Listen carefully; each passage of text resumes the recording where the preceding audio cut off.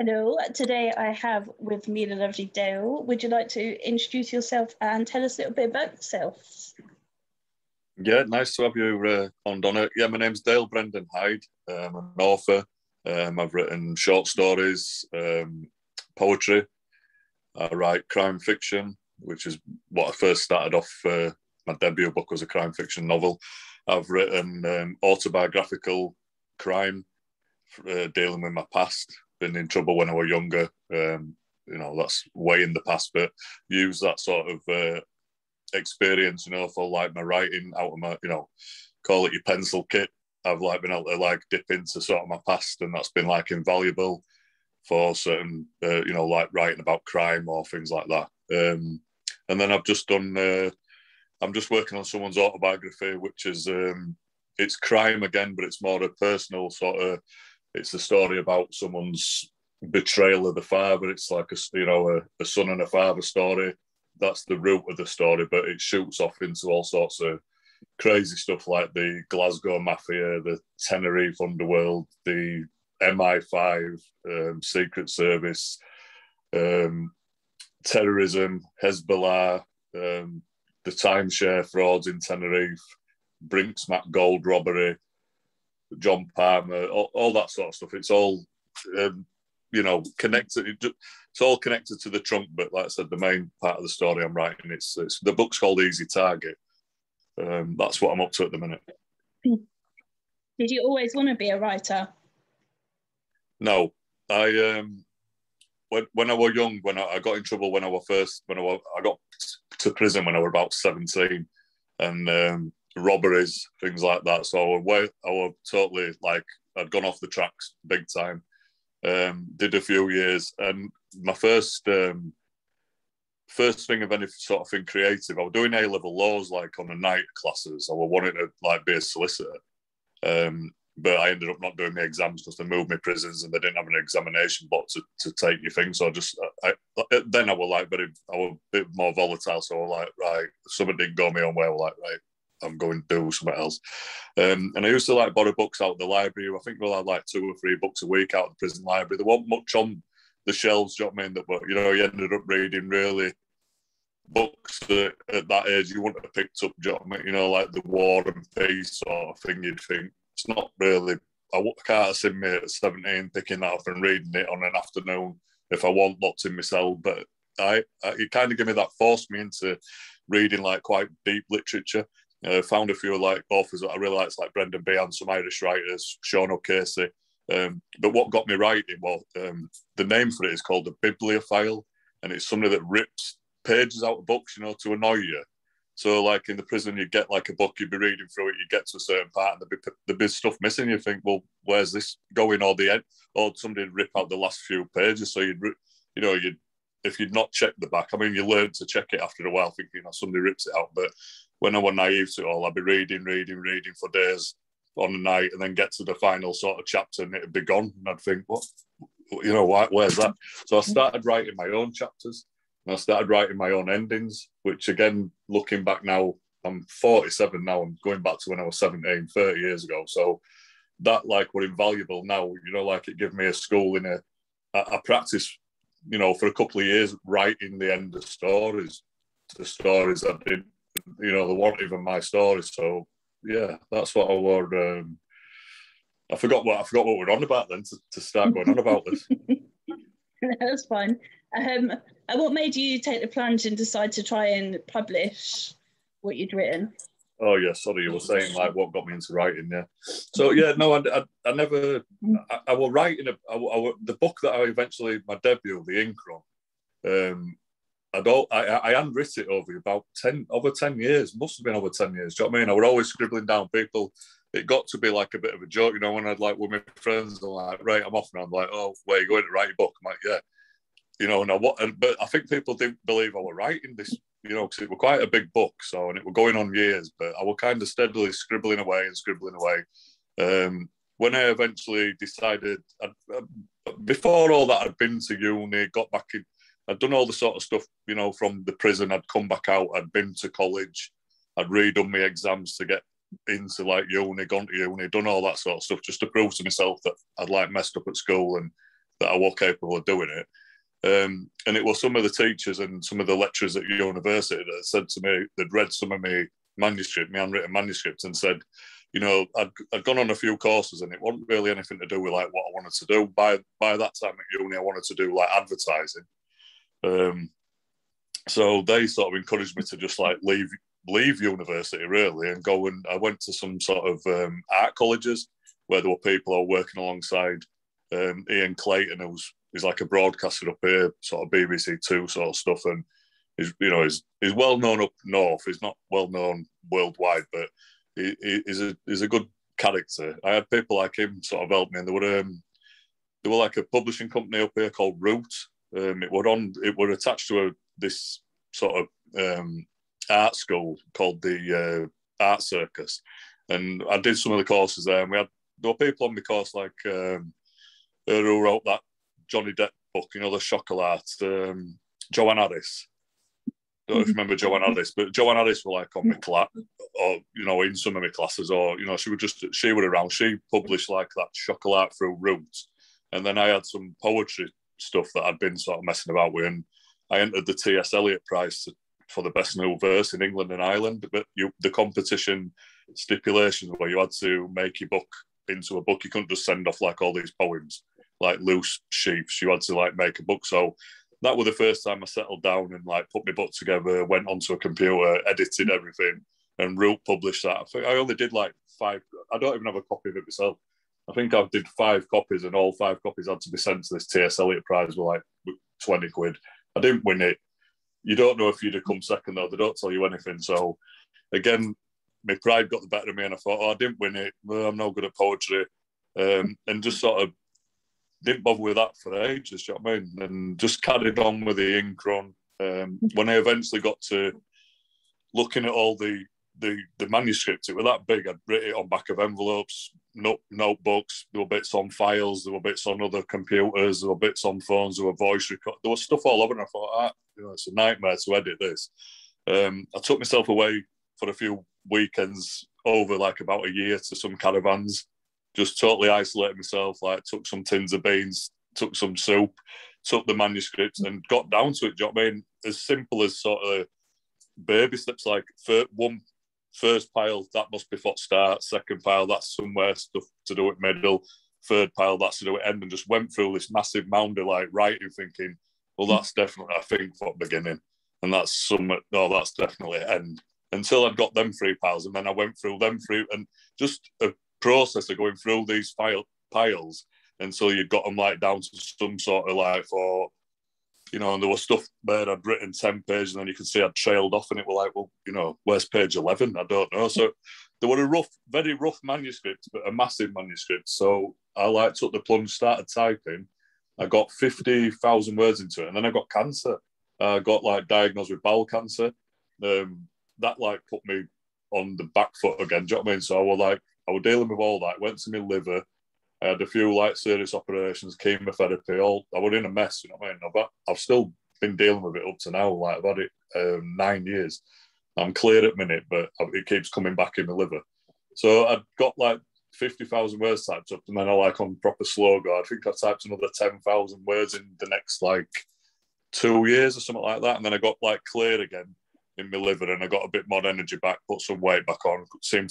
The chemo had like fogged all my brain up as well. So as much I wasn't just like physically knackered, I was like mentally shattered as well. So I couldn't even think straight. Never mind, like, you know, when you think, trying to like, I'm in the middle of working on a novel, and I couldn't think what I was doing. But I persevered, carried on, and I got it finished. And then I got it published by a company up in Yorkshire. They've done pretty well, but when I started with them, and they were quite a small company, they've had quite a lot of #1 Amazon #1s. They're called Warcry Press, but I don't really have anything to do with them anymore. They're not really they're not a company I wanted to be involved with. But they got me published at the start and got my book out. And I'll show you my book. I don't think I show. I don't know if you can see that. So that's the ink run. And at the start, I had it out in like hardback. I did limited edition hardback. That come out, that sold out. I only did like 500, but they all like sold out. And then went to the paperback. Paperback's been, steadily on Amazon. And then like the new, I'm with a publishing company in the Philippines now called GMJ. So we've sort of used the same cover, but I redid the back of it. And I've got some good writers. I think you met Paul Finch at Harrogate. So Paul Finch says his writing has an air of authenticity that other crime writers can only dream of. And then I've got Noel Razor Smith. So I use Noel because Noel's like, he's an ex-armed robber, 8 life sentences, went through the prison system, went through a prison where you rehabilitate yourself and you're on like intense therapy. It's called Grendon. And then he got out and then he's got published by Penguin. He's like Sunday Times bestseller. He's done really well with his writing. He's really strong. So I wanted another sort of something that kind of mirrored my own rehabilitation. I'm all for trying to promote and prove that people that have had a bad past or a bad start or they've caused themselves a bad start can like turn it round and, get involved with like these type of works, you know what I mean? So Noel had put Dale Brendan Hyde is an authentic voice from the street. A man who has lived the life and writes like he means it. The Ink Run is an extraordinary debut and not to be missed.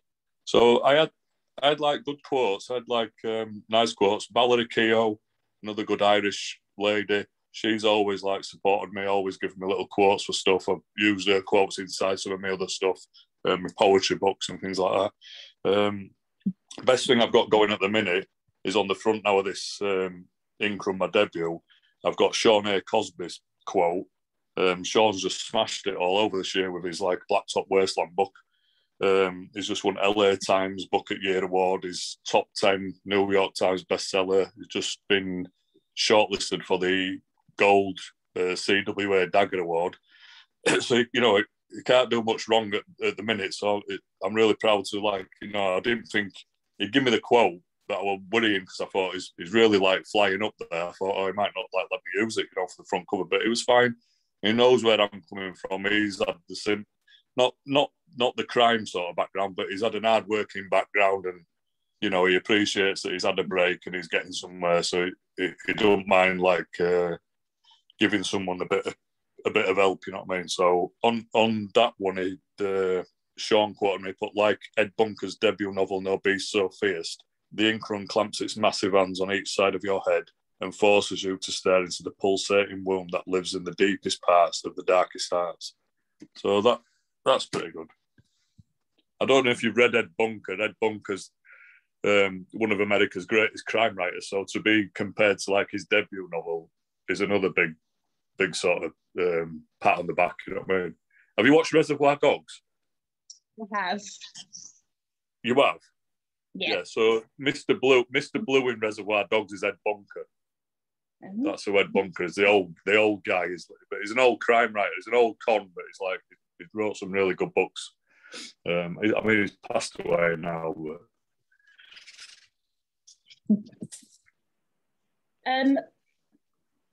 If you were to be I suppose, you're kind of in most of your books, but if you were to be a character in any of your books, which one would you choose?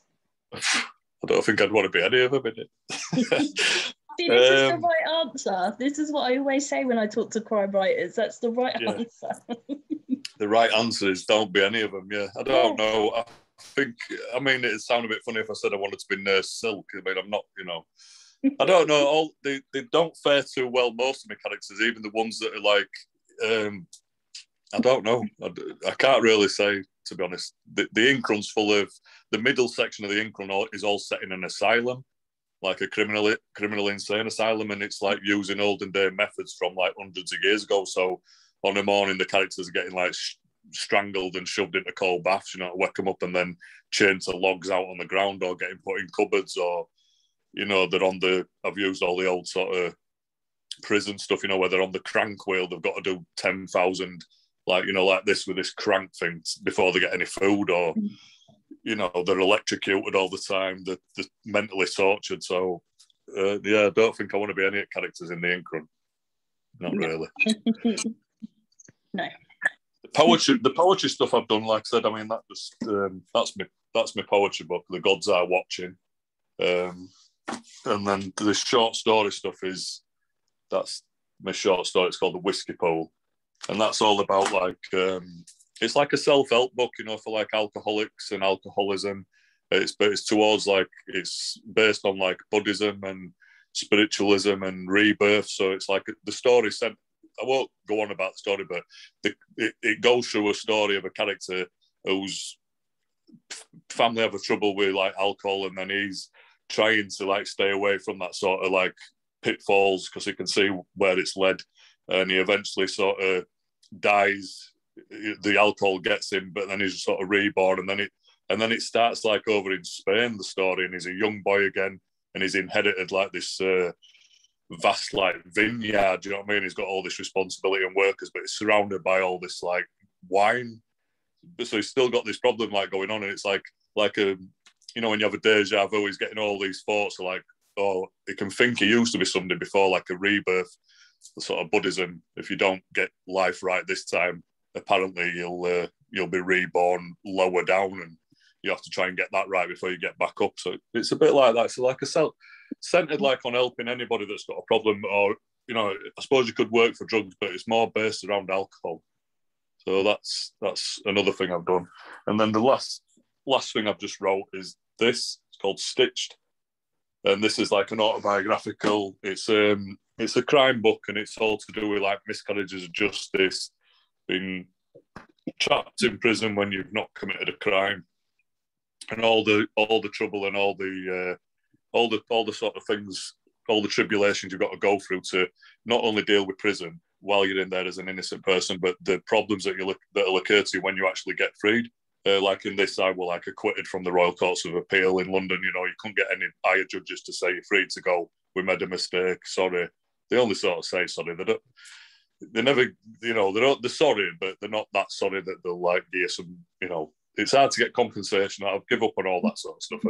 I don't even bother anymore. It's just a waste of your brain. But it's a story about that sort of thing, that what can happen to people like that. And it's more for like the small people on the street. I think the miscarriages of justice stories have been covered in British crime with the big sort of things like the Guildford Four or the Birmingham Six. And most people have heard of them cases, but you haven't heard of Joe Bloggs being sent to prison for 10 years for something, or somebody's done a life sentence. So it's more centered around people who you wouldn't have heard about, do you know what I mean? And just to give a warning, and just to show you how the courts can get it wrong, and just how ridiculous sometimes a Crown Court trial can be.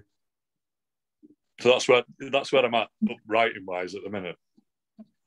Busy then. You've crammed a lot in a short space of time. Yeah, I've been pretty busy over the last few years. Just like I said, on top of like all this, I've had the cancer back in my liver. I've had it 3 times in my liver. So I keep sort of getting 2 years clear, just sort of getting back on my feet. You know, I'm not doing jumping jacks or skipping about, but I'm getting back on my feet. You know, I don't need my mum to put my socks on. You know, I'm like, Mum, can you put my socks on? I can't bend down. You know, at 47, it's a bit embarrassing, isn't it, when you've got your mum putting your socks on? But I've got back on my feet, pushed myself back, and then it's come back every 2 years. So I keep sort of getting a chance to work a little bit. But I just pray to God, you know what I mean? I hope I can show people what I can do if I just get left alone. You know, if I can just be healthy and just left alone to concentrate on writing, then I'll be able to really crack on with all the ideas. And I've got loads of books in me, so that's what I'm hoping to do. Obviously, we met at Harrogate on Saturday, and you seem to know quite a few authors there, so you must have a lot of support from fellow authors. Yeah, I've had a lot of support. There's been some really good. I mean, I've had on a negative thing, it's been, I'd say, 98% positive, 2% negative. And I reckon in any line of work, you're going to get that. Or maybe in the early days, I've got too big a mouth and put my foot in it maybe somewhere along the line, and you live and learn, but you've got to make your own path, you know what I mean? You can't, I see too many people ass kissing like some writers. You think, oh God, you know, because you've heard of them, and you might not agree with something that they're saying. A lot of people are scared to say, well, I don't agree with that, because they're like, oh, well, if you don't agree with it, you can shove off away from my little group. And it's like, a lot of people are worried about outside in the, you know, putting themselves outside of certain circles. And maybe I have done that with a few people, but I've also like got some strong circles of friends in the writing community and in, you know, and out of the writing community as well. So I don't really worry about if I've upset a couple of people, because I've made a lot of good friends, and I've made a lot of good networking contacts, and you need a team around you, definitely. Like, you think you're sort of a one-man band, but you learn over time that it's important to have certain people to help, like how I'm talking to you now, bloggers, the people that do that. Without them type of people, writers, they'd struggle a lot as well. Do you know what I mean? Like, because not a lot of people are in the bookshops. Do you know what I mean? Not everybody's in. I've been lucky enough to sort of be in Waterstones, or my books have done okay on Amazon, or like when Stitch come out, it went to #1 on the new release, straight away, and like the crowd, not like on the massive chart. A lot of people as well get that like mixed up. People are like, "Oh, I'm a #1 writer." And you're like, "Oh, right, what #1? #1?" They're like, "Oh no, I'm #1 in like, my anti category or something." You think, "Oh, never," that is good. It's good to. It's good. I'd say it's more an ego thing. I'm like, I've had a few #1s in like boxing categories. I've had #1s in crime biography sort of categories. But I've not had the #1. Closest I've come on the Amazon proper charts, I think I've got to about somewhere like now 4,000 something, which is not bad out of all the millions of books. It's not too bad. Broke on some of the more like serious categories like thrillers, or like just in your main fiction thing. I've like broke top 100, top 200 before, with certain books. With the Income when it first come out, because I've been doing it that long, I built up a few pages on my Facebook page for it, and Twitter, and so I had a little bit of a cult following, more or less, sort of like, when the hell's this book coming out, Dale? So like, oh, just kept sending posting photos of my desk, or photos of me like piles of stuff. People like, that's great, but any closer to the book? So, but I got there in the end, and I got great. It's had fantastic reviews. It's got I think it's got about 135-star reviews on Amazon, all like in-depth reviews, and some really top writers as well, and other people in like in really good jobs. I mean, I've had people even from like sort of spies, even people that have worked with MI5 and stuff like that, say like it's an amazing in-depth story, fascinating, do you know what I mean, about the ins and outs of the asylum and catching people. And I've even had like one guy that worked for the CIA say it's too believable to be fiction. And I'm like, so you must be doing something right, because it is a fiction book. So for someone who works in sort of Secret Service to say, well, I've read that and I don't think that's fiction. I think he's telling some truths in there. Maybe some good research, and maybe some truths that I've maybe heard somewhere else, or maybe there's a little bit of me inside some of it, but I'm not going around murdering. I think there's about 30 murders in the Income. I'm not a mass killer or something, but I'd say I'm, like I said, I take it as a backhanded compliment when someone says we don't believe it's fiction. We thought it was factual, right? And it's like, that's okay. And have you got over meeting Ian Rankin yet? Yeah, I have actually. Like I say, sometimes you meet people and it's just, it was nice to see him. It was nice to say hello to him, and I got a photo off him, didn't I? Like eventually, not when it wandered off, and I had to sort of go and run after him. And that. But there's some there that, like I said, there's some writers there now. I've known them a few years, and it's like you don't feel like, you don't have to like say to everybody, should we get a photo? Do you know what I mean? It's like, you want to. It's nice. It's nice to sort of meet some of these. I met, like the first time I went to the Harrogate Festival. I got there on my own. I didn't have anybody with me. I was like nervous. I was walking about. I was all like suited. Like I come a bit more casual this time, but I had like full suit on, boots on. Thought, I've got to make an impression. You know what I mean? I was like, first person I saw was like Lee Child. He was like, hello. I'm like, hey up. And he's like, what you got there? I had like a few books in my hand. He's like, what you got under your arm there? What's that? I said, oh, it's just some of my books. You won't have heard of it. He's like, oh, let's have a look. So I like give him one of the copies of the Income. He's like, oh, flick through it. He's like, this looks really good. I'm like, oh, you can have a copy if you want. He went, well, yeah, I will, on one condition. And I thought, what's a good thing? I was like, what? And he went, as long as you sign it for me. And I was like, I'm supposed to be asking you to sign things for me. You're Lee Child. He's like, no. So I signed it, but I said to him, again, like I said at the start of this, a little bit of cheek. I went, I'll sign it for you, but I'll put my email in. Will you promise you'll read it and email me some feedback? And he promised to do. I've not heard nothing back. But, you know, you never know. You've just got to, like you say, not everything you'll attempt to try to capture with some people will work out, but you never know whether it will. So just always put yourself out there, always get your business cards ready, always get, you know, like you say, make yourself look as professional as you can with everything you're doing.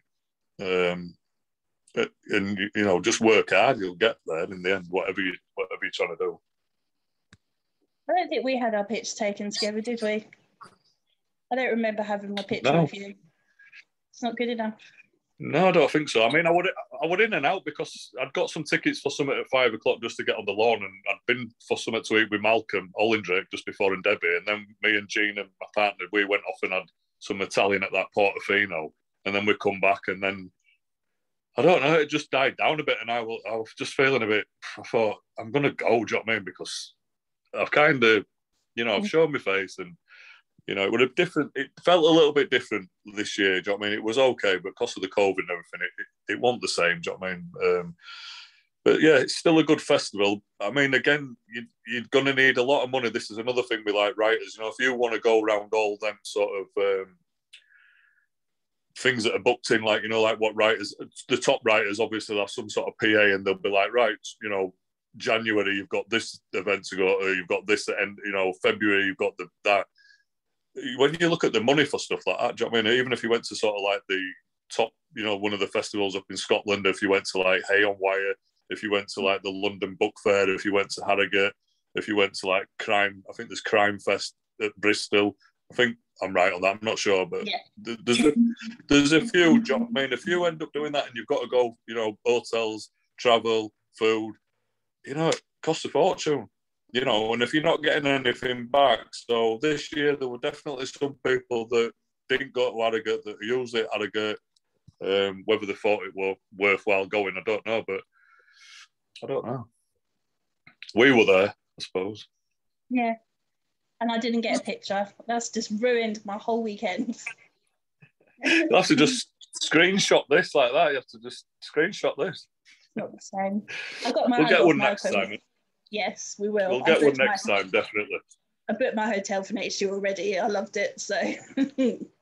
Yeah, no, it's really good. Like I say, it's a great festival. Malcolm had started putting on some things at Wigan. He'd done this Wigan Noir, like a night where we'd gone to the old courts at Wigan, and they were good. You know what I mean? They were starting to build. I think he should do some more of them, Malcolm. I think he's on his third one. But I kind of took the stage there, and because I knew Malcolm, he was like, come and do a talk. And I was like, who's on? And he was reeling all these names. I'm thinking, they're quite big writers, do you know what I mean? He's sold 1 million copies. She's really published by somebody big. They're quite well known. But I did okay. Like I said, even on my first reading, afterwards, we went into like the judges' chambers to sell his books, and all the people that had listened to everybody reading, who were a lot bigger than me, everybody that come to buy books at the end, I was the one that sold the most books. So it just goes to show, you know what I mean? If you know, it depends whether they've heard something new that they like. Now, readers are pretty fickle, aren't they? You know, when they go into a bookshop, and if you're trying to get them to go into a bookshop and they've got the favourite authors already in their head, haven't they? They know who they like, and they'll go in and nothing will prize them away. If you're like, oh no, you should really try that book. No, I'm off to get this.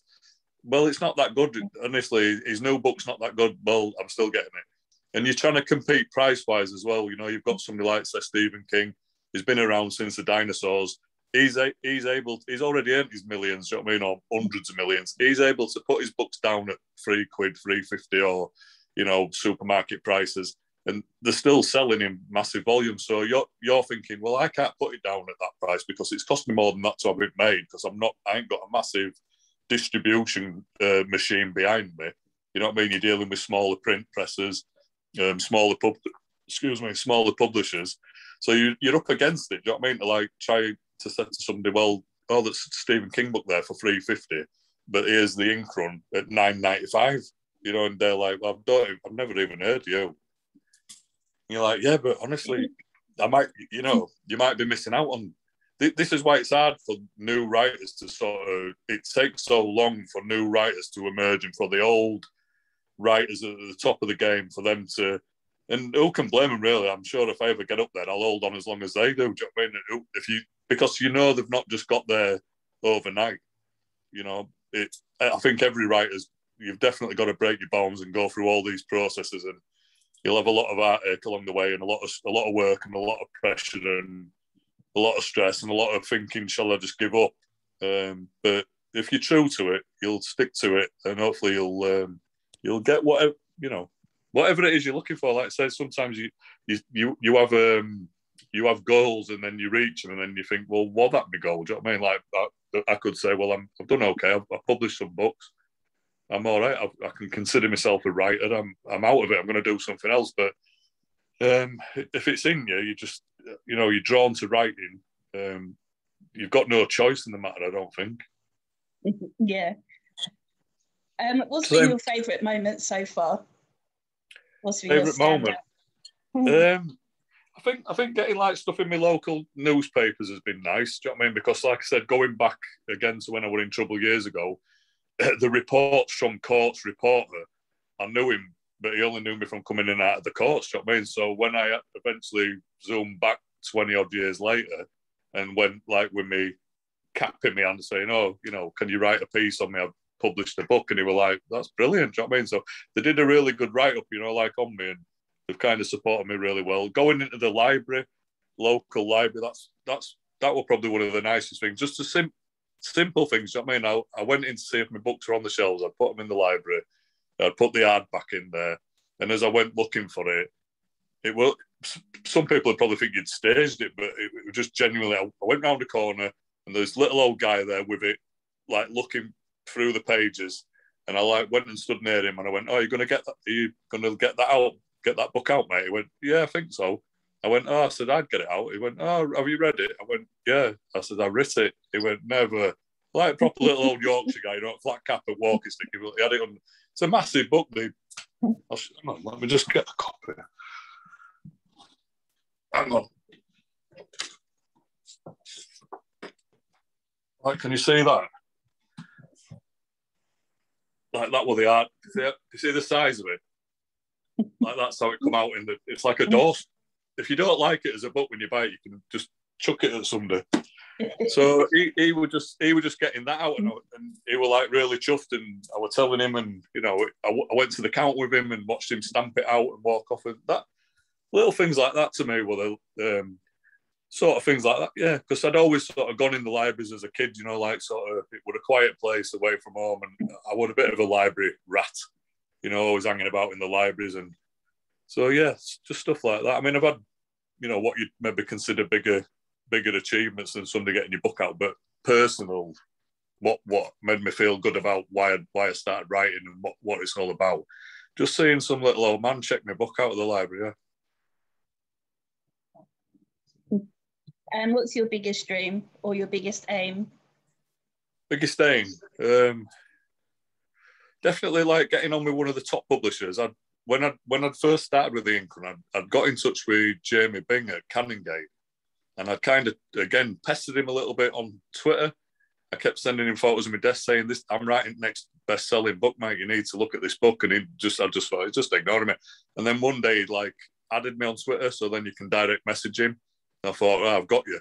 So then I started when I say bombarding, I'm not like a stalker. I just meant every month I'd send him a message saying, hi, Jamie, Dale here again. Do you know what I mean? Just seeing if you've... looked any more into what I'm putting on Twitter and things I'm saying about this Ink Run. And eventually he ended up getting on the phone to me. So I had the director of Canongate on the phone to me when I'd not even published the book, and I was just sat in my sort of second bedroom as an office thinking, phone ring. I'm thinking, I've got Jamie Byng on the phone here and he's interested in what I'm doing. I sent half of the book to him and he promised to read it. He did read some of it. Then I sent him something else. And then I got this offer off this War Cry Press to just do it straight away. And I think I was a bit scared. That Jamie had sort of said, until I can read a full manuscript, obviously I can't make any promises, do you know what I mean? But he'd liked what he'd read when I'd sent him the first half of it. I should have stuck to my guns there. and waited for that and gone after the big publisher.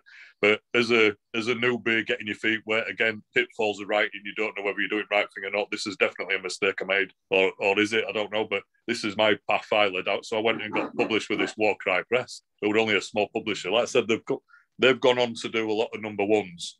But at the start, I should have my goals are to get back to someone like Canongate and get a proper number one, like, on the overall chart, you know what I mean, a best-selling book, like the New York Times best-selling, which, again, it seems miles off when you think about it, but then I look at my own debut and I see Sean on the cover of that, and I think Lee's just done it, and he knows where I'm at, and he likes my work, you know what I mean? So I don't feel I'm too far off. You sometimes feel you're piggybacking on a few people, and again, there'll be some people who are negative, will say, oh, he's jumping on names of people, but you've got to do that. In my opinion, if you get a chance to connect your name to someone and it's genuine, you can't just like pick them out of nowhere and make out that your pals if you don't even know them. But when you've genuinely got the quotes to someone that's just won like LA Times Book of the Year on front of your book, you need to shout it out as loud as you can, do you know what I mean? Because it's just reflecting upon me. So anything he's doing now, all his success, it's his success, and and it's great that he's got that success. But for me, on a couple of ladder rungs down, I'm like proud that I've got people like that on my book. You know what I mean? So I feel I'm building myself to get in where I want to get. So definitely aiming for the top. Yeah. Awesome. I hope you get there. What about you? What are your aims? Oh, I don't know. I've just finished a degree, which I should do something with. I've also written a book that hasn't been published yet. And then I do this stuff. Right. And I don't know which way to go, which way to go in the future. Well, doing what you're doing now is a great insight into like you say, you can find all sorts of information out by speaking to other writers and publishers and things like that. So when the time's right for you to think about approaching a publisher, hopefully by then you'll have some contacts and people, because you can land a submission on someone's desk and, without it jumping off the page. But if you've got some sort of familiarity with them, it's a lot easier, isn't it? Do you know what I mean? For them to think, oh, that's Donna's. So, they'll read them things a little bit more careful because they've got that personal connection between yourselves. So I've seen other bloggers from a few years back that they were just blogging, and they've definitely become writers and published and doing quite well with the books. You know what I mean? But I'm pretty sure that what they'd put in, the legwork they'd put in with the blogging, they'd put them in good stead for when they eventually put their own thing out. They had a bit of a following from the blogging that then transferred over onto the sales for the books. You know what I mean? So it's not a bad. It's quite a clever way to get involved in that sense. Do you know what I mean? Yeah, so, and I love doing this anyway. Yeah. What degree did you do? Forensic science. What were your degree? Okay, so you're going to know plenty of stuff about burying bodies and digging them up. Yeah, how to kill people and get away with it. You need to know all these things if you're going to write about them.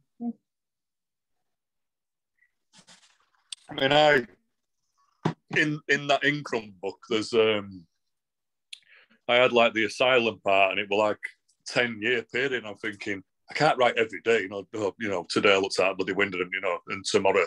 So how can I move 10 years along at a fast pace, but still keep that you can still sense that 10 years has gone by? So I had this thought about the medication. One of the main characters, Otis, he's the one that's sort of trapped in this asylum on this experimental wing. The government have set this wing up experimenting on him. It's like a personal thing for the government, just like a think tank thing that they've set up to experiment with this olden day stuff. And the more he's taking the medication, the more he's sort of dropping down into these, and I call them like the ocean dreams. So I researched loads of oceanography sort of stuff. So he's like sort of, monging out on the tablets and injections. And then he's like, the Pacific's like emptying. And then he's like, it's like this exploration sort of chapters. It's only to move you along. So I could then bring him out of these things and say, not as simple as saying 3 months has gone past, but cleverer than that, explaining how like chunks of time's moved along. But instead of just you thinking, well, where's that bit of time gone? You've been down in this dream yourself. So when you surf, when I bring you back up, it's almost like I've took you down and brought you back up, and you can sense that you've moved along yourself, or you can sense that it makes sense that sometimes past because of how deep you've gone down in this oceanography sort of tale. And that's a different little story in itself. You know, like little different stories, layering stories on top of stories. So I'm big into that. I don't just like to write first person or third person. I like springing off in all sorts of crazy ways. Yeah, that would be me, I think. Yeah, well, it makes it more interesting. So, you know, when you're reading stuff, I can pick a book. You know, I pick books up now, and I know within 5 minutes whether I'm going to bother. I ain't got time to read a bad book. You know what I mean? It's like if I think straight away, I think, oh, this is, you know, I've heard this before, or I know where this is going, or it's a cliche style of writing, or it's not gripping me. I just won't bother. But if something gets me, then I'll give it all my attention, do you know what I mean? And I'll read it numerous times, do you know what I mean? And make sure I've read it first time. I've read many a book where I've read it first time and thought, oh yeah, that's good. And then I've read it again and thought, wow, it's really good. I didn't really get it first time. Read it a third time and thought, it's a really good book, you know what I mean? Because it's held me attention for third time. And then you've got them special books that you can read them over your lifetime, do you know what I mean? And you'll probably they'll always be on your shelf, but they're like your best friends. You'll always think, well, I know if I pull that book down and sit down and read that, I'll get that nice, it's like watching a nice film, isn't it? You know what you're getting, but you still got that excitement, even though you know what's coming. It's like watching Shawshank Redemption. You know what's going to happen, but it's still a good film. So I love books like that. That's what I've always, my library's, you know, I've got a fair few bookshelves. So I think again with the writing, if you're not a big, you know, you've got to be a massive reader to be a writer.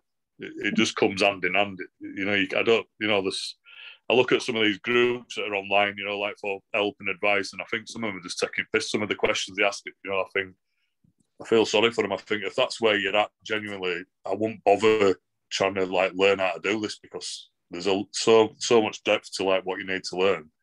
Like a lifetime, not enough to master it. I don't think, is it?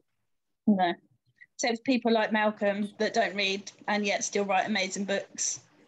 I can't understand Malcolm how he don't read. I mean, probably because he's been a teacher that long, he's probably sick of bloody reading books, textbooks and stuff. Do you know what I mean? And I know he was out in Egypt.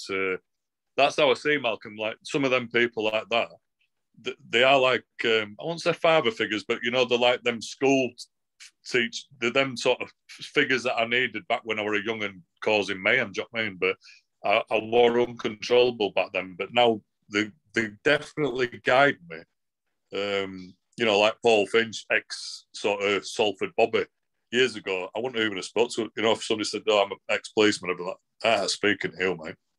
Now I'm like, I love speaking to him, do you know what I mean? And again, I like to think he's sort of seen something in my writing where he knows I've reformed myself, and he can forgive that I've been in trouble when I was younger, even though he's been on the other side of law.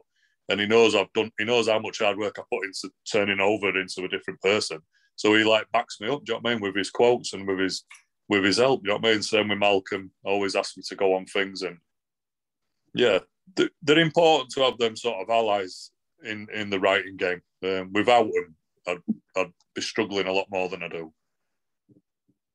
Yeah, it's lovely. And even as a reader and a blogger, Malcolm's amazing. You know, he interviewed me because, well, I thought he was going to be mean, but he wasn't. He was actually lovely, and got loads of authors that I'd interviewed to ask me a question.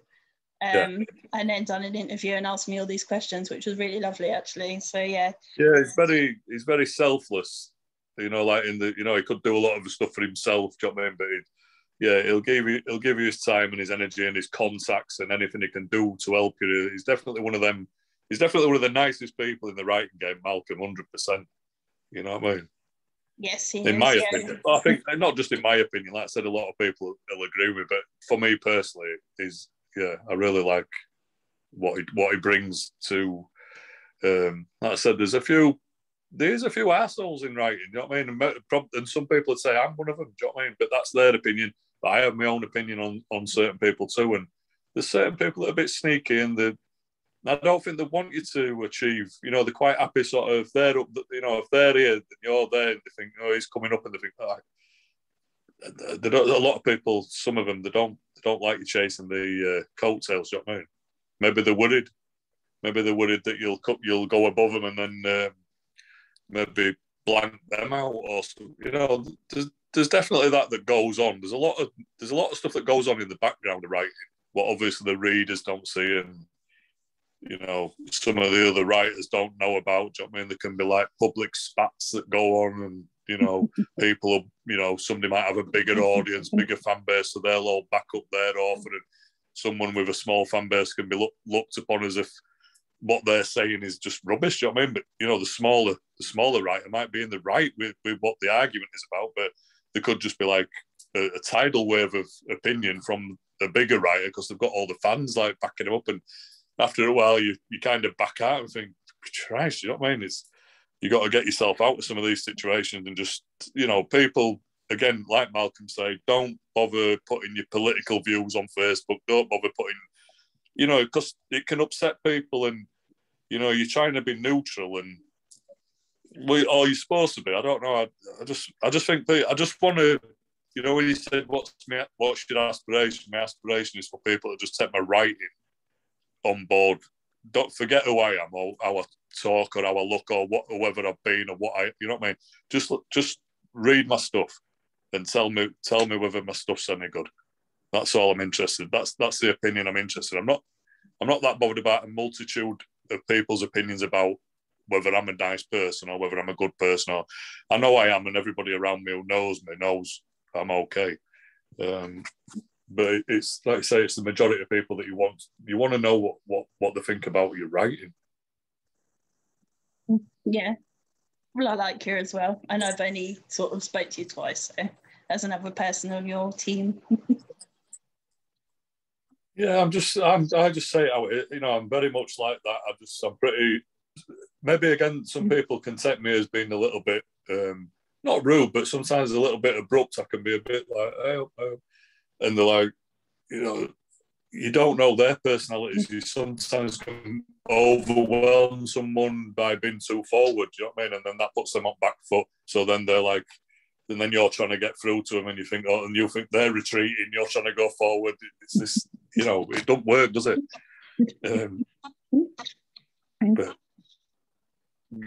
But it's all fun and games. Like I said, I've stopped long time ago. I don't let anything, you know, I don't like think, oh, that's upset me, or and let it affect my work. Do you know what I mean? I just crack on with what I'm doing. I've focused on what I'm doing. I know where I'm going. I know what I'm writing. I know what projects I'm on with. I know what projects I've got like set up to do. And I just keep plowing on, just keep plodding away, and see what happens. And what do you like to do when you're not writing? Well, traveling mostly, but obviously like I said, even with the cancer, I've still travelled, you know, quite a lot, like Hong Kong, Malaysia, the Middle East, them Mexico, you know, them India, you know, like them. I like to get away, you know, proper. But with how the COVID's been, we've just been travelling, enjoying, like finding loads of little places in England that you think you've heard of them, but you thought, I've never been there. I've never been to Norfolk. It's got a lovely. Never been to Durham, beautiful. Never been to, you know, Holy Island a bit further up. Been, you know, little things like that. I'm not far from Leeds. I'm not far from York, so I like going into like Leeds. Leeds is quite bustling. It's got a good vibe. I like going into York. All my mum's family are from York. I like going to Manchester. That's where I'm from originally, and all my dad's family are from. I'm quite an homebody. I used to be like go out quite a lot, you know. Having a bit of a party, but I'm happy just sort of watching Netflix, feet up. I've got a dog, walk my dog. You know, I do artwork. I'm still catching up on a load of stuff. You know, like I said, the cancer slowed me down a load of things. So even to the point of like walls that I thought, you know, I've been looking at certain walls thinking I'm going to decorate that, and you know, I'll do it another day. There's loads of things I'm I used to do a lot of boxing, but I can't do that anymore because of like what's happened. So I like swimming, stuff like that. But mainly just reading, watching a bit of TV, just normal stuff. I don't, I like going out now and again for food, not, seeing my mates now and again, cinema, stuff, just normal stuff, nothing like crazy out there. But like I said, if I do get a chance to travel, then I like to go pretty far away. And I've lived a few times in Middle East. I've lived in Norway, lived in a few different countries. So, yeah. Which again helps you with your writing. It gives you a good background. Yeah. Awesome. What's the most embarrassing thing that's ever happened to you? Embarrassing thing. I don't know off the top of my head. Most embarrassing thing. I ain't got one. Just loads of little nothing like nothing like a major. I've not like been stood on edge of a cliff and fell off it backwards and all that. I've not done all spectacular. Just silly, just little things where you've fallen off your bike or something and everybody's seen you. Or chatting a girl up once when I was young and I had a like drink in my hand and I'm like chatting her up, thinking I was like giving it all and I took a swig of my drink and she was like laughing and I'm like, oh, I thought she was laughing at something I was saying and somebody had like put the cig out. I put my glass down somewhere and somebody must have, years ago when you could smoke, somebody must have put the cig out and I'd not seen it because it was dark. And so she's looking at me, chatting her up. I've got this like cig floating about in my drink, and I'm like, "Oh yeah, you're all right, love." And then I'm like sipping it, and she's laughing, and stuff like that. Maybe just little things. What about yourself? Cheeky. I have loads as well. What one will I share? I ended up in A&E dressed as Mrs. Santa on the day before Christmas Eve with one of my colleagues because she thought she'd break her foot. That was quite embarrassing. Yeah, I suppose stuff like that. Yeah, I've not really done all like that. One of my uncles is more like that. He's like sort of gone on holiday, gone back to his room in the afternoon, gone for a sleep, had no on, woke up at bloody 8 o'clock, drunk more stuff, gone out of the room just to see where somebody is. The door's locked behind him. He don't know where he is. He's gone down in the elevator with no on. He's gone into reception and he's wandering around, with everything hanging out. Things like that, But yeah, no, I'm not like that. I'm pretty. I don't know. I don't trip up too much. Hopefully. I love asking the guys. Well, I love asking that question anyway, but I love asking the guys because generally their answer involves nakedness and alcohol. Or a mixture of the two, which is just hilarious. But mine's been more like serious stuff. I wish I had woke up in like A&E with no one thinking it's a laugh. But I've woke up with like broken jaws, head split open, nose hanging off, hands broke, things like that. When I was younger, waking up in police cells quite a lot, not knowing, waiting for them to come and tell you what you've done, not knowing what you've done, thinking, shit, I don't know. It's all a surprise to me, when they're shuffling the new papers saying, right, Dale, we want to interview you. It's like, all right, what have I done now? One of them. But thank God all that is well and truly behind me, do you know what I mean? But like I said, it's for me now with the writing, that it was something I always used to hate about myself, but now I feel I can tap into that when I want to tap into it. Do you know what I mean? It was like people who've said with the asylum parts, it's written so well, so descriptive. Have you been in an asylum? Like, no, but it was easy to research at my local asylum museum. And then I kind of I printed out a map from an old book of the asylum, like floor plan. So I had that on my office. So I knew where all my characters were, like, because some were in Scully, some were in dining room, some were on the wards, some were down the segregation. So I used this like actual floor plan of the old Stanley Royd Asylum. But all I had to do was just switch over my footprint from walking around in prison to switch it to an asylum. Not much difference, except for obviously it's an hospital and one's a prison. So yeah, in that sense, my background, like Paul Finch says, I've got an air of authenticity that other crime writers can only dream about. because I know what I'm on about. You know what I mean? If I want to write about what it's like to sit in a cell, I know exactly what I'm talking about. I've sit in work, you know, I've been all Brixton, Liverpool, Birmingham, Armley, Hull, you know, that I've been in loads of them, do you know what I mean? All like Big Nicks and that, do you know what I mean? And been in all the old like cells. So yeah, that's always come in handy for like the crime stuff, like your forensic science stuff. I've got my own experience which I can put over, like, you know, like it's good for the reader because I'm like genuinely know what I'm talking about. Do you get a lot of feedback from your readers? Yeah, definitely. Like I also like to keep myself open. If I sell a book like privately, I'll always like say to them, you know, like when you're reading it, if you want to message me, if you get to a point where there's something you want to ask, or, you know, if you want to just, you know, if you just want to message me, do you know what I mean? And I've had a few like that where I've sold them a book, and then like a week later they're like, oh God, I'm like proper, you know, I can't put this book down. And then like people messaging me like, oh, I'm just going to, you know, just random, like, oh, I'm just going to read a chapter now before my tea. Or I'm just running bath now, and I can't wait. I'm running bath. I can't wait for bath to be run. I'm just going to finish some last few chapters, and that's nice. Do you know what I mean? Because you kind of feel, you know, you've got again that you want to keep that connection. It's not just you want to keep that connection so that if you bring anything up, it's wise to do it if you're thinking of money and thinking of your next books, and think, well, it's good to get that reader on board, because then when you put something else out, they can connect a lot easier to you if you've got that personal touch. But that's not why I first did it. What actually, like I said, I'm interested in what people think about what I'm writing, and I want to know how they're interacting.